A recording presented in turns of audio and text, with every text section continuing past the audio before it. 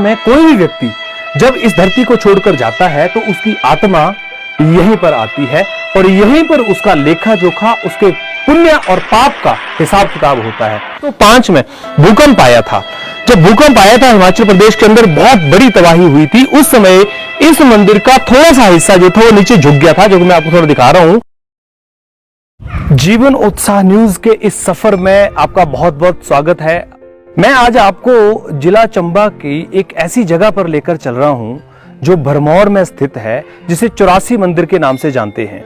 जो लोग मनी महेश आते हैं उनको इसके बारे में जानकारी है, लेकिन जो लोग अभी तक कभी यहां नहीं आए हैं उन लोगों के लिए एक बहुत ही पॉजिटिविटी और बहुत ही बेहतरीन मैं ये दर्शन कराने जा रहा हूं। और मुझे पक्का विश्वास है कि यदि आप इस पूरी जानकारी को सही ढंग से ले लेंगे तो आपको प्राउड होगा कि आप हिमाचल प्रदेश के रहने वाले हैं। दोस्तों, जैसा कि आप ये जानते हैं कि हिमाचल प्रदेश वैसे भी देवी देवताओं की भूमि है, एक ऐसी जगह है जहां पर देवताओं ने स्वयं वास किया है।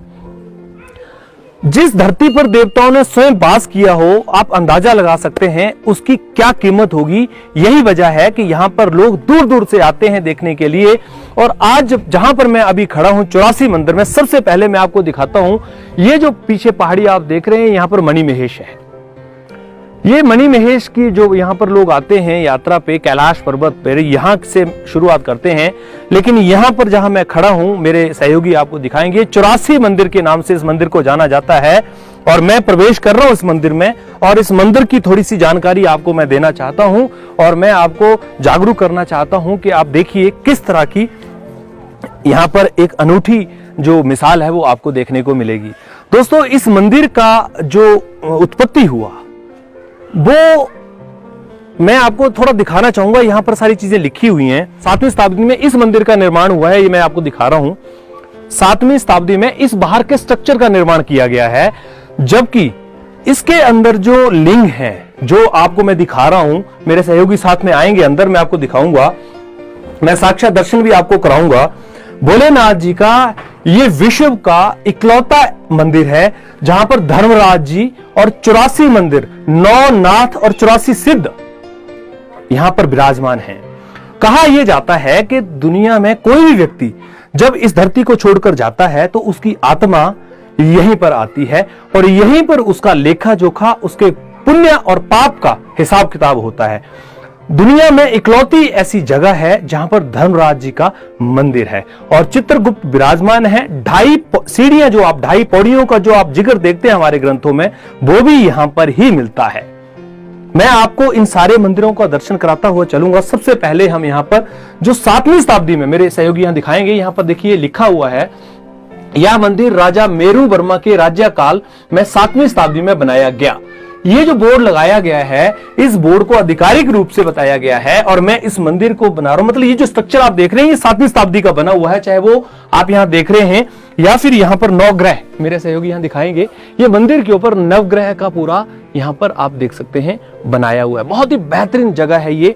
मैं आपको यहां पर और भी चीजें साथ में दिखाऊंगा। मैं अंदर आपको लेकर चलूंगा, सहयोगी मेरे अंदर आएंगे साथ में और मैं अंदर में यहां प्रवेश करते हुए मंदिर में यहां पहुंचा हूं।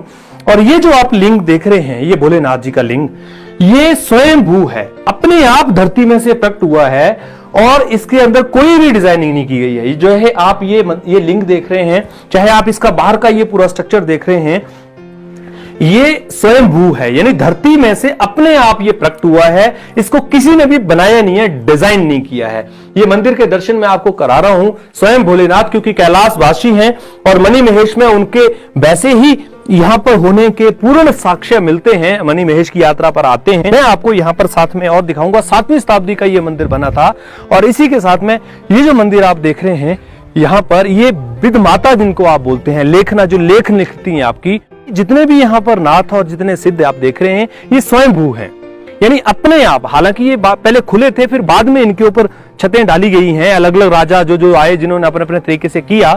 और ये जो मैं पेड़ आपको दिखा रहा हूं, इस पेड़ की मैं आपको थोड़ी महत्वता बताता हूं। इस पेड़ में 11 शाखाएं हैं।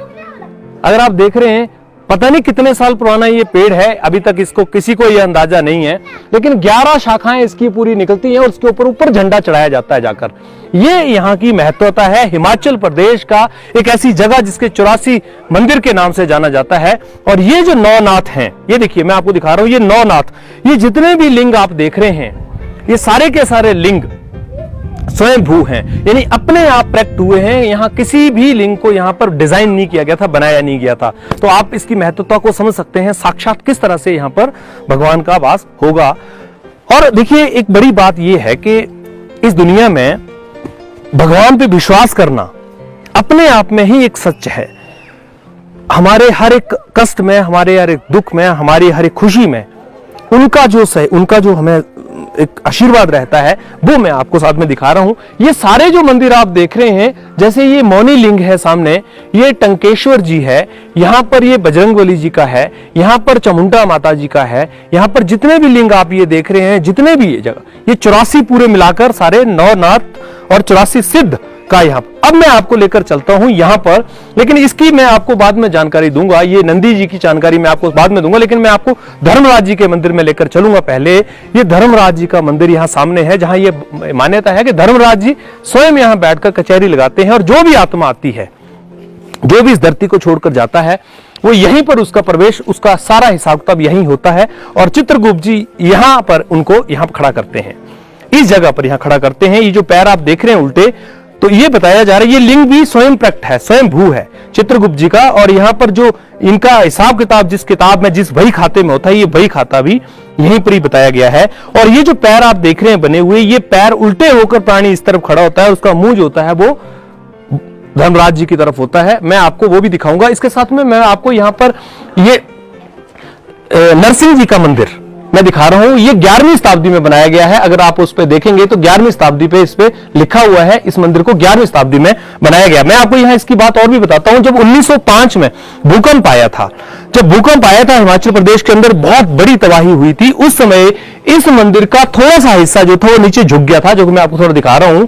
ये देखिए ऐसे झुक गया था, लेकिन ये मंदिर ऐसे का ऐसे ही यहां पर रहा था, इसको कोई भी क्षति नहीं हुई थी। तो चलिए मैं आपको पहले लेकर चलता हूं धर्मराज जी के मंदिर में, और वहां से आपको मैं बताता हूं सारी कहानी आगे की। और आप बने रहिए मेरे साथ में, मेरे सहयोगी यहां पर आएंगे। यहां पर धर्मराज जी के मंदिर की ये सीढ़ियां जो चढ़ती हैं वो यहां पर आती हैं, और ये बताया जाता है कि यहां पर सब आत्माओं का हिसाब किताब किया जाता है। धर्मराज जी यहां पर देखिए, श्री धर्मेश्वर महादेव धर्मराज, जिनका बाद में जीर्णोद्धार किया गया। उसका कारण यह था, जब भूकंप आया था हिमाचल प्रदेश के अंदर 1905 में, तो ये जो आप लिंग देख रहे हैं, ये लिंग थोड़ा सा टेढ़ा हो गया था।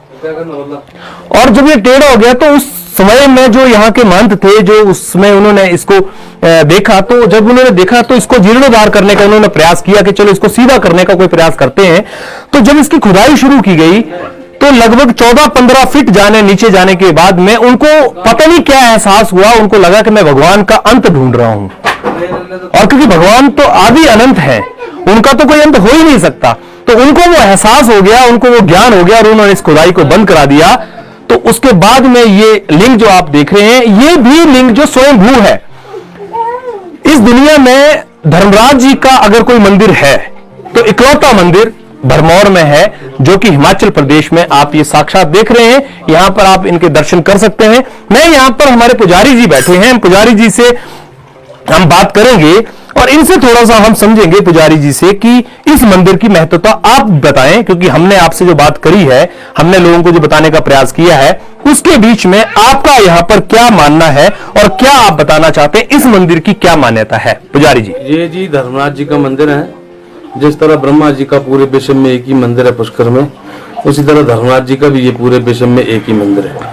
माना जाता है मरने के उपरांत आत्मा का जो लेखा जोखा होता है, चाहे वो किसी भी धर्म का, हिंदू है, मुस्लिम है, सिख है, ईसाई है, पूरे विश्व में जो भी आत्मा शरीर छोड़ती है उसका लेखा जोखा जो है यहीं पे होता है। सिर्फ काशी एकमात्र ऐसी जगह है, अगर वहाँ पे किसी की मृत्यु होती है तो उसका लेखा जोखा वहाँ पे काल भैरव जी कर देते हैं। बाकी पूरे विश्व की आत्मा जो भी शरीर छोड़ती है उसका लेखा जोखा यहीं पे। अच्छा, यहाँ पर जैसे अभी आपने कहा कि पूरा लेखा जोखा होता है, तो क्या किस तरह से मान्यता है, कैसा लेखा जोखा धर्मराज जी क्या मतलब करते हैं? यहाँ से धर्मराज जी के सामने चित्रगुप्त जी का मंदिर है जी, वहाँ पे उल्टे चरण बने हुए हैं जी, वहाँ पे आत्मा खड़ी होती है और साथ में चित्रगुप्त जी का लिंग है जी, और साथ में एक शिला है लंबी। जैसे हमारे 4 वेद है जी, 4 दिशाएं हैं जी, 4 ही दिशाओं में 4 ही अदृश्य दरवाजे हैं। जैसे जैसा आत्मा का कर्म होता है वैसे वैसे दरवाजे के अंदर आत्मा का प्रवेश होता है। यहीं से कचहरी चलती है, भगवान पूछते कि इस आत्मा का कितना पाप कितना पुण्य।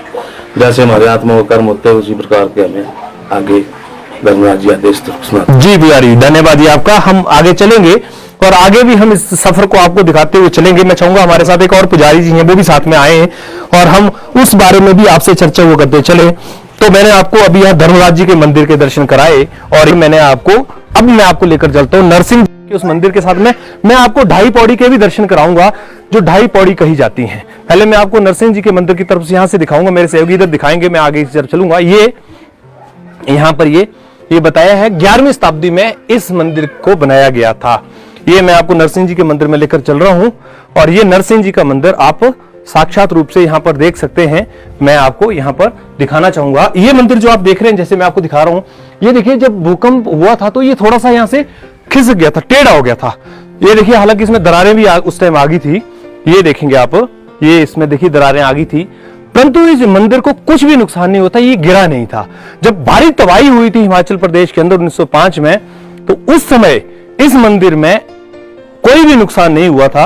और मैं यहां पर थोड़ा सा आपको दिखाना चाहूंगा, ये मंदिर का मैं दरवाजा यहां से खोल लूंगा और मैं आपको अंदर ही ले चलूंगा।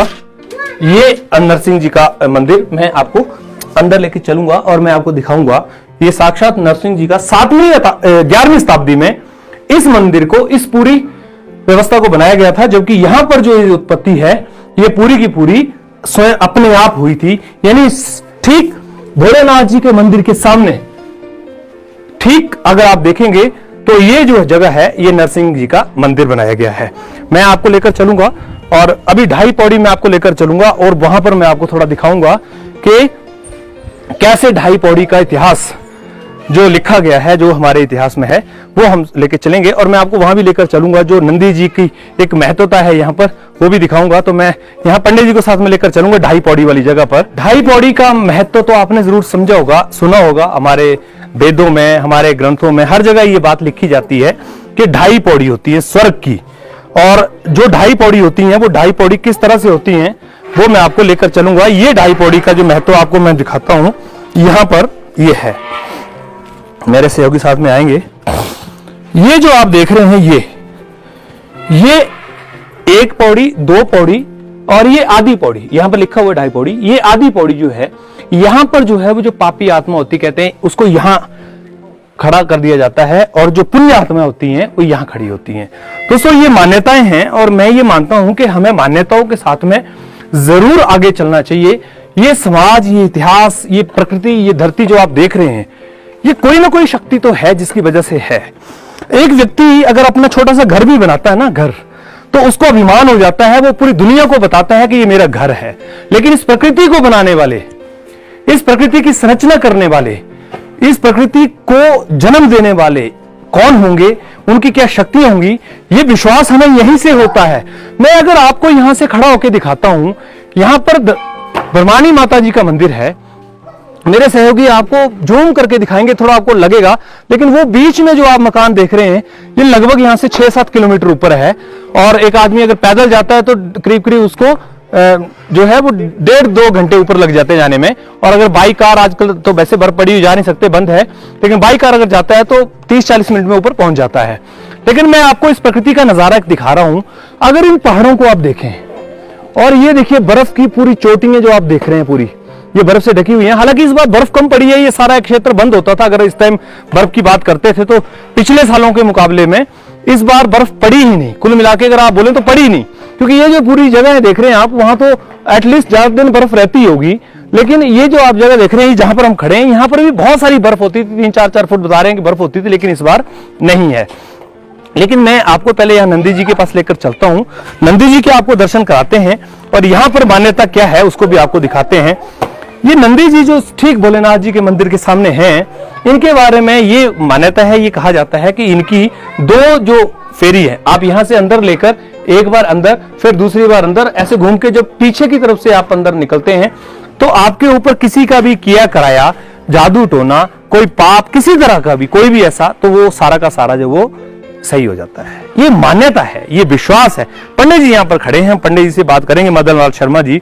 पंडित जी, ये मंदिर का इतिहास हमने प्रयास किया बताने का हर व्यक्ति को, आप और क्या जानकारी जो है वो इसके साथ साथ में देना चाहेंगे लोगों को कि इस मंदिर की क्या महत्वता है? ब्रह्मानी जी का पुराना चिन्ह है, पहले ब्रह्मानी जी का यहाँ बास हुआ करता था जी।